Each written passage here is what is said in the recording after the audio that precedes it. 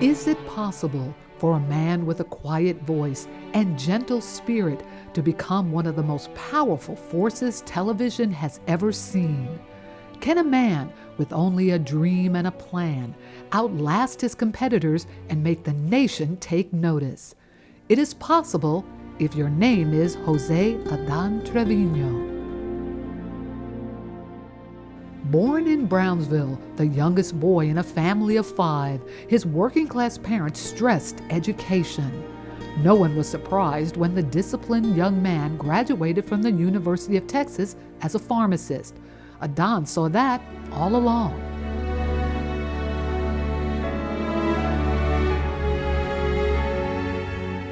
At Texas, Adan met his love, Virginia Lamar Gonzalez. He promised her father he would make sure Virgie finished college if they could marry. He kept his word. What was the attraction? The fact that he, again, always had things planned. He always knew what we were going to do. Always wanted to be the one to make things just right. And I had not grown up like that, so that impressed me. The young couple had 2 girls, Cynthia and Gloriana, within 11 months of each other. The family moved to Houston, and Adan opened the first of 3 pharmacies on Canal Street.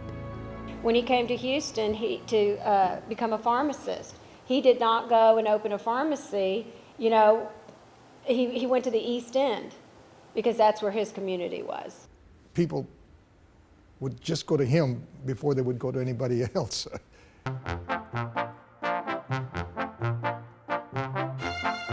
Adan quickly became a leader in his profession. We were always together when we went to the Texas Pharmacy Association meetings in Austin, and that's how we got to really know each other. He would rise to become president of the group and gain respect as a brilliant businessman who, at the same time, opened a bank to help improve the Hispanic community. But his friends knew there was much more. One night, he and his wife and my wife and I went out to eat, and he said, "I want to drive you by something, show you something." So I said, okay, and it was down in the area of where I lived in Southwest Houston, and he went down Gessner or one of the streets, and it got off to be a dirt road.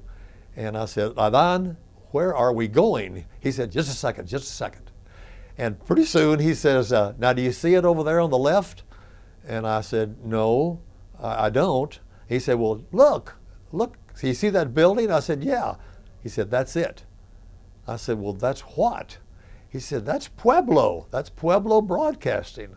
So we pulled into the Pueblo Broadcasting Mestex building. It was about maybe 12 by 12, a very small thing, full of television paraphernalia, and a gentleman sitting there running everything.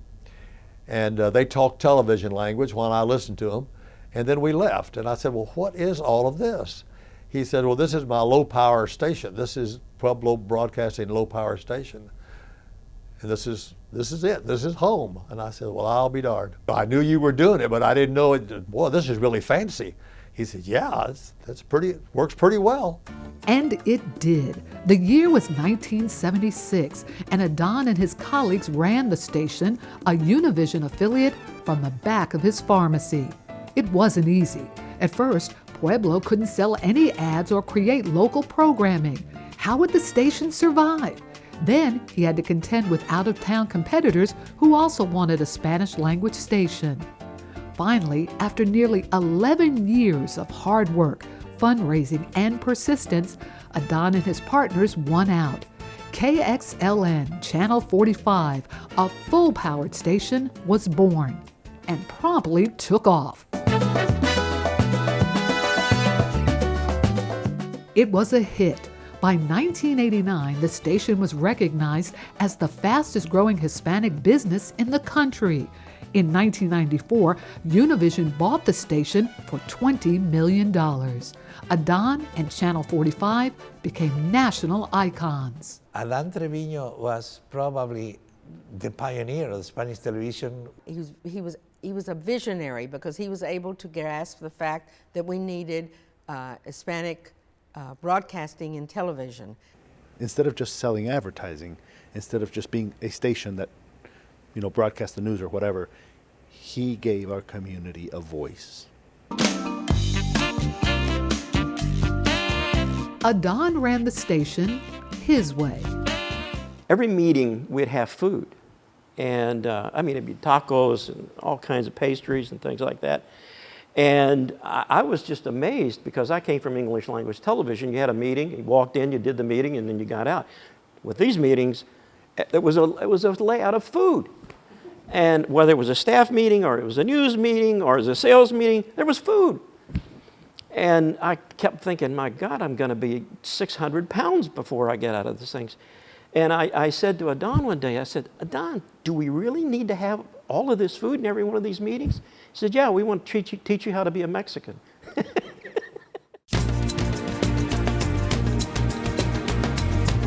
Through the years, Adan made serving the community, especially by mentoring youth and providing educational opportunities, a priority. He started Sembradores de Amistad, which is a foundation for scholarships. He has the idea that everybody should go to college, or everybody should have a trade, everybody should be educated. Adan taught me a lot of lessons, and he's right next to me every day. He's been a chairman or director of more than 26 boards and served as president of the U.S. Hispanic Chamber of Commerce and others. I know he was very influential and started the Hispanic Chamber of Commerce here in Houston. If Houston had a Hispanic mayor and one that would not have to run for election, it would be Adan Trevino, because he is that important to this community. He is that fundamental to our Hispanic character in Houston. He knows exactly when and how to do things, and he's certainly a pillar of the community. I think that Adan's legacy is a better Houston. Now Adan's days are filled with his family, his growing grandchildren, and seeing more of the world with Virgie and friends. We have traveled quite a bit together, Adan and Virgie, and my wife Magda and I. I think he invites me so I can carry his suitcases. There's nothing dumb about that boy. The determined pharmacist turned media mogul is retired. Well, sort of. He has always told us he keeps his continuing education hours up, just in case he has to go work at Walmart. And now in his retirement years, he still would like to have a full-time job, but I've set my foot down, no.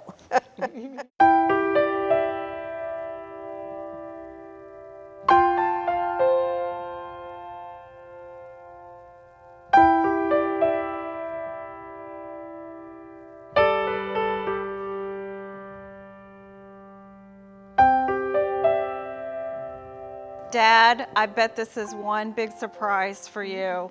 And it was hard to keep it a secret. Yes, I'm in Houston and you know nothing about it. Congratulations, Dad. We're so proud of you. They picked the right person to honor today. You are the right person for this tribute. You have done so much for the community. Adan, congratulations on being honored today. You deserve it, friend.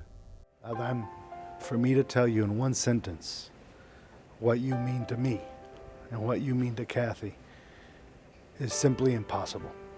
But suffice it to say that I'm so very grateful for having you in my life, and that I'm gonna cry, Jesus. This guy's pretty special to me, so. Without you in my life, I would be a lesser man, and my life would be lesser. Thank you so much.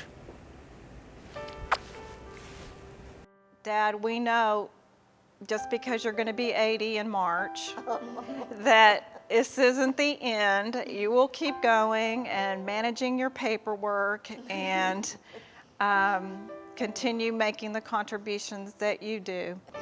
We love you, Dad.